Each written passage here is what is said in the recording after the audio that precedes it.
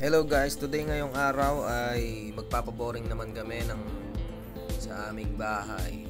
Yan, tinatayo na nila yung kanilang aparatos, tripod, higanting tripod, yung tinatayo nila na yan. Tutusin natin kung magkano yung materials at saka yung labor na magagastos namin.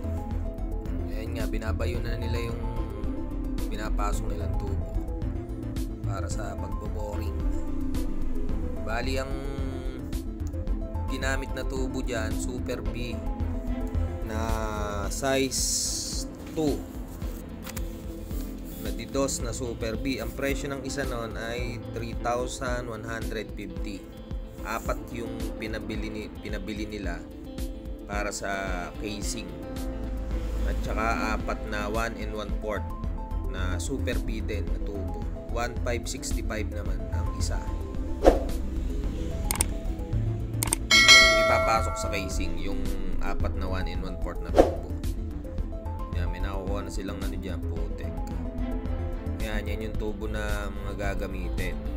Bali sa materyales, ang naging gastos doon ay 55,556. Kasama na dun lahat, yung tangke, yung mga coupling, yung patente, mga pandugtong-dugtong nila, kasama na yon. Yan. Ayan, pinapasok na nila yung casing dyan. Yan yung didos.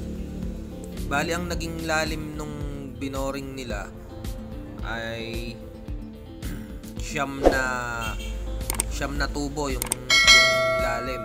Bali, 54 meters ang lalim niya, o 177 feet. Pero apat lang yung ipapasok na casing. Apat lang ang ilalagay. Sa labor naman, siningil lang nila ako dyan ng 18,000 para sa labor.